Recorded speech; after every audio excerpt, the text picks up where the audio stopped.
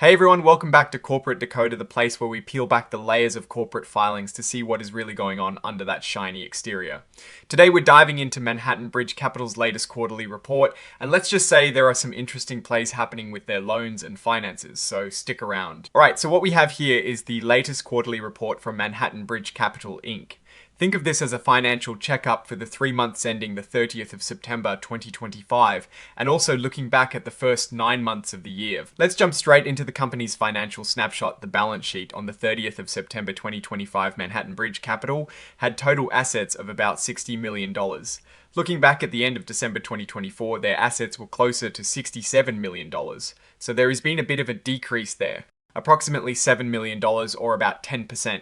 This drop is mainly due to their loan portfolio shrinking. Their loans receivable, which is their main business, the money they've lent out, went from about $65.4 million at the end of last year down to about $58 million by the end of September. That is a decrease of roughly $7.4 million or over 11%. This tells us they are either collecting more loans than they are originating, or some loans have run their course. Now let's look at their liabilities, the money they owe. Their line of credit, which is essentially a flexible loan they can draw from, also saw a significant drop. It went from about $16.4 million at the end of 2024 down to $9 million by September 2025. That is a reduction of over $7.3 million or about 45%.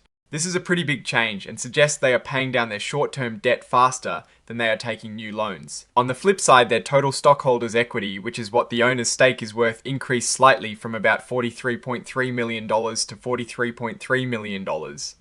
It is a small uptick, but it is good to see their net worth growing even as their assets and liabilities change. Now let's talk about how the company is making money moving over to their income statement, the statement of operations.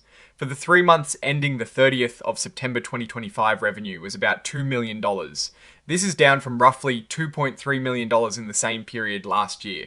That is a decrease of about 12%. The bulk of that revenue comes from interest income on their loans. This brought in about $1.77 million in the recent quarter, down from about $1.95 million in the same quarter last year. So that is a drop of nearly 10%. Origination fees, those are fees for making new loans, also went down from $360,000 to $265,000. This confirms our earlier thought that new loan originations might be slowing down. Despite the lower revenue, operating income was still strong at about $1.2 million for the 3 months ending the 30th of September 2025. This is down though from about $1.4 million in the comparable period last year. Ultimately, their net income for the quarter was about $1.2 million. This is down about 14% from the $1.4 million they earned in the same quarter of 2024. It is not a massive drop, but it is a clear trend. Looking at the bigger picture, the 9 months ending the 30th of September 2025 brought in about $6.6 million in revenue. That is down from about $7.3 million in the same 9-month period of 2024, a decrease of about 9%. One area where they've seen significant improvement is in their interest and amortization of deferred financing costs. For the 9 months of 2025, this cost came in at about $1.38 million compared to $1.83 million in 2024. That is a decrease of over $450,000 or about 25%. This is great news as it means their cost of borrowing is going down, likely due to lower interest rates on their Webster credit line and a reduction in how much they've borrowed. Even with the lower revenue, the reduced interest expenses help them maintain a pretty solid net income. For the first 9 months of 2025, net income was about $3.98 million compared to about $4.28 million in the same period of 2024. So a slight dip of about 7%. Now let's quickly glance at how the company's overall value has shifted the statement of changes in stockholders' equity. For the 3 months ending the 30th of September 2025, their equity increased by about $61,000. This was driven by their net income of $1.2 million, a substantial drop in dividends declared and paid out of $1.3 million. The total stockholders' equity at the end of September 2025 reached about $43.3 million. Let's move on to cash flow, the lifeblood of any business. For the 9 months ending the 30th of September 2025, the company generated about $3.8 million in cash from its operations. This is slightly higher than the $3.66 million they generated in the same period of the prior year. In their investing activities, they lent out about $28 million in short-term loans during the 9 months of 2025. They also collected about $35.5 million from existing loans. This means they collected more than they lent out, which is generally a good sign for cash flow. Financing activities show a significant outflow of cash. For the 9 months of 2025, they used about $11.3 million. This was primarily due to repaying their line of credit, which amounted to about $40.7 million going out and $33.3 million coming in through new borrowings on that line. They also paid out around $3.9 million in dividends. By the end of September 2025, Manhattan Bridge Capital had about $200,000 in cash and restricted cash. That includes about $13,800 in restricted cash, which is money set aside for specific purposes, usually for loan paydowns. So who is Manhattan Bridge Capital? In simple terms, they are a real estate finance company. They provide short-term secured loans, often called hard money loans, to real estate investors. These loans are used to buy, renovate, or develop residential or commercial properties, mainly in the New York metropolitan area, but also in Florida. Their core business is loans. At the 30th of September 2025, they had about $58 million in such loans. These loans are generally for 1 year and are secured by real estate and personal guarantees. They also reported being committed to about $4.8 million in construction loans that can be drawn by borrowers as certain conditions are met. It is interesting to note that as of the 30th of September 2025, a single individual holds a significant stake in 3 different entities accounting for 10.7% of their entire loan portfolio.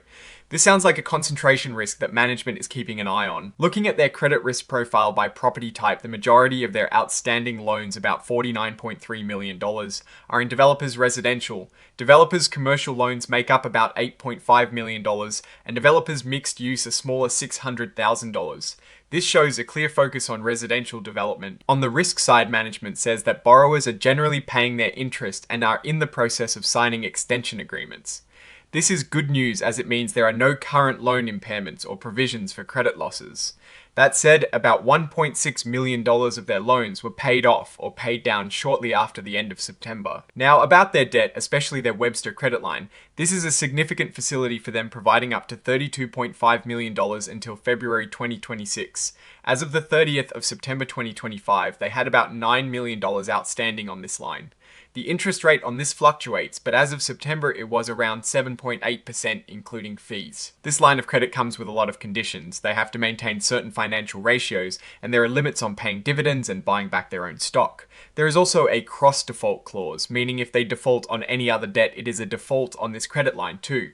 Management believes they can extend this line or get a new one before it expires, but there is always that element of uncertainty. They also have 6% senior secured notes, due the 22nd of April 2026, totaling $6 million through their subsidiary MBC Funding too.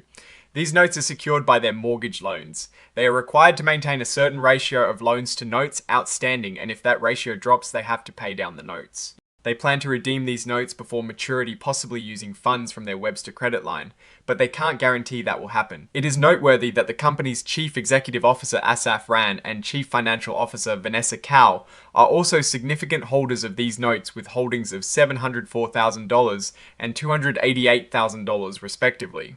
This shows a personal investment from leadership in the company's debt. Back in April 2023, the company announced a share buyback program to repurchase up to 100,000 shares. By April 2024, they had bought back about 56,000 shares. This is a way for them to return some value to shareholders. Manhattan Bridge Capital operates as a single business segment. They focus on originating, servicing, and managing these short-term commercial loans. It's their whole business. Management looks at it all together as one unit. Looking at the financials for this one segment, the story is consistent with what we've already seen. Revenue is down slightly compared to last year for both the 3 and 9 month periods, while expenses like interest and amortization of deferred financing costs have also decreased notably for the 9 month period. After the end of September and into October, these are events that happened after the reporting period. A dividend of about $1.3 million was paid on the 15th of October. This shows they are indeed distributing earnings to shareholders. Alright, let's synthesize all of this. Manhattan Bridge Capital is navigating a market where they are collecting more on loans than they are originating new ones, leading to a slight decrease in assets and revenue. However, they are actively paying down debt, particularly on their line of credit, and benefiting from lower interest rates, which has actually improved their operational efficiency in terms of interest expenses. Their strategy remains focused on originating first mortgage loans for real estate investors. They have a disciplined approach with a focus on the New York metropolitan area and Florida. The fact that they've had no uncollectible loans to date is impressive, but as they say, no assurances can be given. This conservative lending approach is a strength. It is also important to remember they are taxed as a real estate investment trust or REIT. This means they must distribute at least 90% of their taxable income to shareholders annually to maintain that status. Now for my take, Manhattan Bridge Capital is showing resilience. They are managing their debt well and benefiting from lower borrowing costs. Their loan portfolio is heavily weighted towards residential development, which can be a good bet if the market is strong, but also carries concentration risk. The fact that their CEO and CFO are also note holders on their own company's debt is a sign of strong alignment between management and investors. The biggest challenge seems to be originating new profitable loans in the current environment. While they are collecting loans efficiently, this could eventually impact their ability to grow and maintain their dividend if new loan origination doesn't pick up.